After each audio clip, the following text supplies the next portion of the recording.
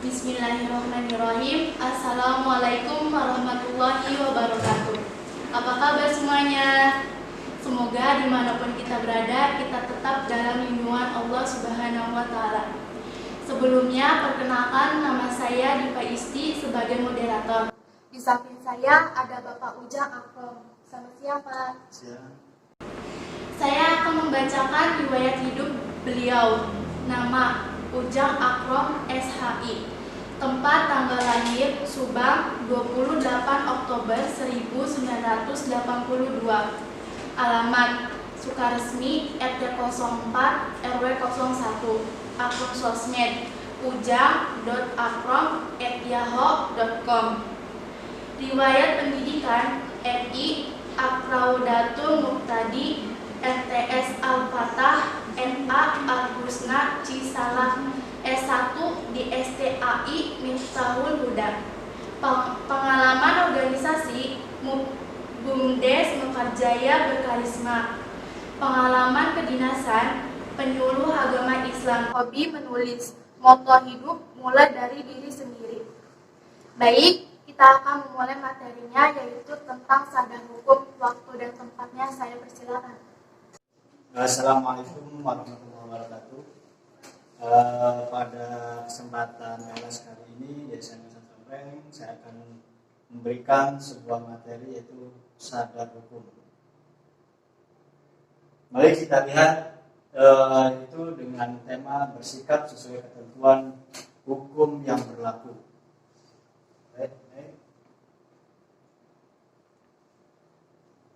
Dari sadar hukum ini kita bisa mengartikan merupakan wujud sikap dari anggota masyarakat dalam mematuhi hukum atau tatanan kehidupan, baik hukum yang bersifat negara, baik bersifat agama, ataupun yang bersifat adat. Karena hukum di Indonesia itu ada berbagai macam hukum. Karena kita bermulai sadar hukum itu harus dimulai dari tingkat yang pertama, yaitu tingkat yang pertama adalah tingkat keluarga. Karena ketika dari keluarga ini mempunyai kesadaran dalam berhukum, mentaati hukum, maka dari tatanan yang kecil ke tatanan yang besar sampai kepada semua masyarakat Indonesia, ketika sadar hukum pasti akan ada kemajuan dalam suatu negara. Dari yang pertama, yaitu sadar hukum harus dimulai daripada keluarga. Yang pertama, selalu menjaga nama baik keluarga. Tentunya setiap anak, setiap orang, yaitu yang utama itu menjaga nama baik diri kita masing-masing, menjaga nama baik keluarga kita. Yang poin yang selanjutnya kedua, itu mentaati aturan keluarga yang berlaku. Pasti di setiap keluarga orang tua ngasih aturan walaupun tidak tertulis. Pasti aturan-aturan yang tersirat yang dikasihkan oleh orang tua kita pasti ada. Yang selanjutnya, menggunakan fasilitas keluarga secara baik. Pasti dari keluarga selalu dikasih fasilitas, apalagi yang sekarang. Sekarang pasti biasa kita kadang-kadang kita sebagai anak nih, anak menuntut pada orang tua, "Pak, Ma, saya minta gadget yang terbaru." Udah dikasih yang terbaru, minta inilah, minta sepeda motor. "Pak, kamu saya kan sudah sekolah SMA, saya harus punya motor," dan sebagainya. Tapi ketika dikasih fasilitas-fasilitas oleh orang tua itu secara gratis, oleh orang tua, dikasih oleh orang tua, tapi sebagai individu yang baik, sebagai keluarga yang baik, itu akan menjaga fasilitas yang dikasihkan oleh orang tua kita. Yang selanjutnya, mendengarkan nasihat dari orang tua. Itu adalah aturan-aturan yang ada di keluarga. Selalu orang tua selalu menasihati pada kita. menasihati pada kita, baik itu kita ketika ada dalam suatu masalah, ketika kita berlaku tidak sesuai dengan aturan, itu selalu orang tua selalu memberi nasihat-nasihat yang terbaik. Bahkan ketika kita rasakan, kadang-kadang ketika orang tua memberi nasihat, dalam hati kecil kita ini nasihat tidak baik. Kenapa? Karena bagi kita, bagi kalian, mungkin aturan atau nasihat yang baik itu yang sesuai dengan selera kalian. Tapi bagi orang tua tidak seperti itu. Orang tua selalu mengedepankan pada ajaran-ajaran baik dari sosial agamanya, dari yang lainnya. Pasti orang tua akan melihatnya ke depan. Dan yang paling utama dalam sebuah keluarga yaitu menghormati sesama antar keluarga, antara adik, kakak, ayah, ibu, saudara, paman, kakak, bibi, ponakan dan sebagainya, harus saling menghargai. Ketika saling menghargai akan mencerminkan sebuah keluarga yang harmonis, sebuah keluarga yang mungkin sangat dirindukan oleh kalian. Peraturan-peraturan yang biasanya yang harus kita taati di sekolah itu banyak. Dan kita juga sebagai siswa yaitu harus selalu mentaati peraturan yang berlaku di sekolah. Salah satu contoh yaitu mengikuti kita terhadap sadar hukum yang ada di sekolah, mengikuti upacara setiap 1 minggu sekali. Dan yang selanjutnya tidak membuat resah masyarakat. Biasanya di antara usia-usia yang menginjak pada usia remaja, yaitu di antara usia 13, 14, 14 ke 15 dan sebagainya, di usia remaja, dalam hati kita ada rasa puber.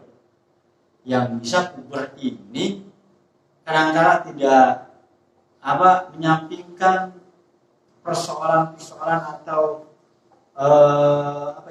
kepentingan-kepentingan orang lain. Yang dipikirkan kadang-kadang kepentingan diri kita, kesenangan diri kita, sehingga timbul di masyarakat yaitu keresahan. Next. Dan kita lanjut pada ketika dari kehidupan keluarga, kehidupan sekolah, dan lanjut kita pada kehidupan sosial, yaitu kehidupan yang ada di masyarakat. Ketika kita hidup di masyarakat, banyak orang lain, banyak pemikiran-pemikiran lain. Makanya kita harus berani untuk mencerminkan sikap sadar terhadap hukum. Yang pertama yaitu mungkin tetap kita harus menjaga, yang pertama itu yang awal dulu, dari keluarga, menjaga nama baik keluarga, yang sekolah jaga nama baik alamat sekolah. Untuk tingkat desa juga tingkat masyarakat harus menjaga nama baik masyarakat, nama baik desa kita, nama baik kecamatan kita, nama baik kabupaten kita. Yang kedua yaitu menghormati sama warga masyarakat. Menghormati sesama masyarakat itu sama saja bagian daripada kesadaran terhadap hukum. Kalau melakukan tindakan-tindakan yang di luar norma masyarakat, norma yang dikemukakan masyarakat biasanya itu ketika kita berperilaku tidak sopan terhadap masyarakat. Dan yang terakhir, selalu memelihara ketertiban, keamanan, dan ketentraman lingkungannya.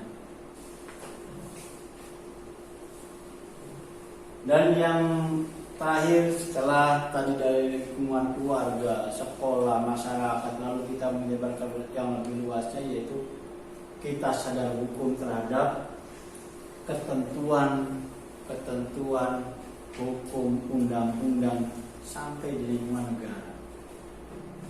Pada dasarnya sama seperti yang lainnya ya, yaitu yang pertama itu menjaga nama baik negaranya, taat dan patuh dalam menjalankan aturan-aturan yang dikeluarkan oleh negara. membayar pajak, saling menghormati antara sama warga. Sekian dari saya, penjelasannya semua ini ya, aturan-aturan yang ada di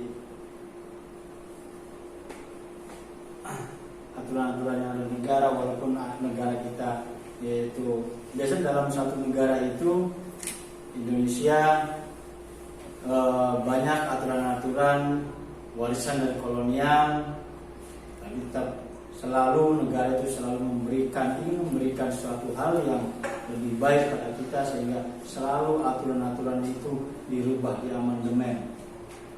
Marilah kita yang pertama sadar terhadap hukum, ikuti aturan-aturan yang berlaku di masyarakat.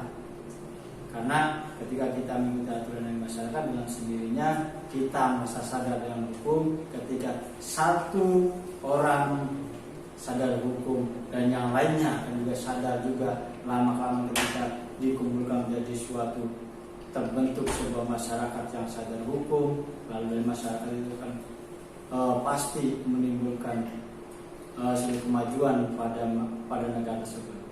Oke, dari saya sekian. Wassalamualaikum warahmatullahi wabarakatuh. Terima kasih kepada Bapak Ujang yang telah memberikan ilmunya kepada kita. Semoga bermanfaat bagi kita semua. Sekian dari saya. Mohon maaf bila ada kata-kata yang salah. Wassalamualaikum warahmatullahi